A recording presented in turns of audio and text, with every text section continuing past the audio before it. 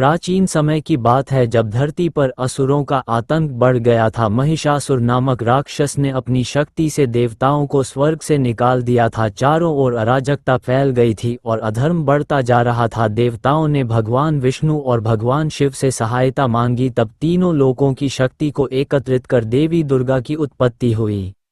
देवी दुर्गा ने महिषासुर से युद्ध किया।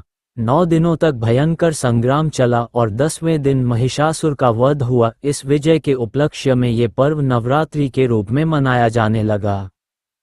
महिषासुर का अंत करने के लिए देवी दुर्गा ने शक्ति का आह्वान किया था।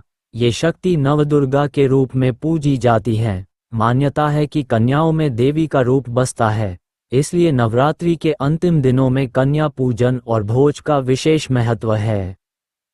एक कथा के अनुसार एक बार एक गरीब ब्राह्मण था जिसकी कोई संतान नहीं थी। वह सच्चे मन से देवी की आराधना करता था। नवरात्रि के अंतिम दिन एक वृद्धा उसके पास आए और बोली, यदि तुम सच्चे मन से 9 कन्याओं को भोजन कराओगे तो तुम्हारी इच्छाएं पूर्ण होंगी। ब्राह्मण ने श्रद्धा से 9 कन्याओं को बुलाकर भोजन कराया और उनकी सेवा की। आश्चर्य की बात यह हुई कि कन्याओं के जाते ही ब्राह्मण को देवी का आशीर्वाद मिला और कुछ समय बाद उसके घर एक सुंदर कन्या का जन्म हुआ। तभी से यह परंपरा चली आ रही है कि नवरात्रि के दौरान 9 कन्याओं को भोजन कराकर देवी की कृपा प्राप्त की जाती है। ये केवल एक धार्मिक अनुष्ठान नहीं, बल्कि नारी शक्ति के सम्मान का प्रतीक भी है।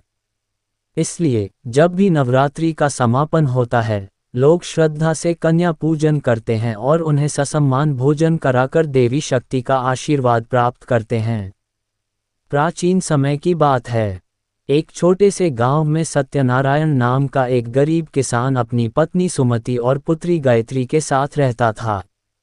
सत्यनारायण बहुत धार्मिक प्रवृत्ति का था और सदा माँ दुर्गा की भक्ति करता था। वह अपने खेतों में काम करने से पहले और दिन समाप्त होने के बाद माँ दुर्गा की पूजा जरूर करता था। हालांकि वह निर्धन था, लेकिन उसके मन में देवी के प्रति अटूट श्रद्धा थी। सत्यनारायण की बेटी गायत्री भी अपने पिता की तरह माँ दुर्गा की अनन्य भक्त थी। वह हर नवरात्रि पर पूरे मन से व्रत रखती और 9 कन्याओं को भोजन कराकर माँ का आशीर्वाद प्राप्त करती। उसकी भक्ति इतनी गहरी थी कि वह घंटों देवी के मंदिर में बैठकर मंत्र जपा करती। एक बार गांव में भीषण अकाल पड़ा। सत्यनारायण की फसल सूख गई और भोजन का संकट आ खड़ा हुआ। गांव के कई लोग अपना घर छोड़कर अन्य स्थानों पर जाने लगे, लेकिन सत्यनारायण ने कहा, माँ दुर्गा हमें कभी अकेला नहीं छोड़ेंगी। हमें बस उनकी भक्ति में बने रहना होगा। नवरात्रि का समय आया, लेकिन घर में अन्न का एक भी दाना नहीं था। सत्यनारायण और सुमति दुखी थे कि इस बार वे कन्या भोज नहीं कर पाएंगे। गायत्री ने माँ दुर्गा के सामने प्रण लिया, हे माँ, मैं आपके बिना कुछ नहीं। चाहे जो हो जाए, मैं उपवास करूंगी और कन्याओं को भोजन कराऊंगी। गायत्री का निश्चय देखकर माता दुर्गा प्रसन्न हो गईं। उसी रात सत्यनारायण को स्वप्न में माँ दुर्गा प्रकट हुईं और बोली, हे भक्त, तुम्हारी श्रद्धा अमर है। सुबह उठकर अपने आंगन में देखो, मेरी कृपा से तुम्हारे लिए भोजन की व्यवस्था हो जाएगी। अगले दिन जब गायत्री ने दरवाजा खोला तो आंगन में चमत्कार हुआ। वहां गेहूं, चावल, फल और दूध से भरी हुई टोकरियां रखी थीं। पूरा परिवार आनंदित हो उठा।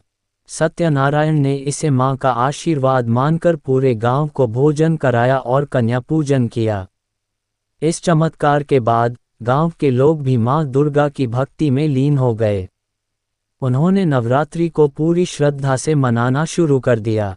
गायत्री की आस्था और सत्यनारायण की भक्ति ने ये सिद्ध कर दिया कि जो सच्चे मन से मां दुर्गा की आराधना करता है, उस पर कभी कोई संकट नहीं आता। तभी से इस गांव में नवरात्रि पर कन्या भोज की परंपरा बड़े धूमधाम से मनाई जाने लगी और मां दुर्गा की कृपा हमेशा इस परिवार और गांव पर बनी रही।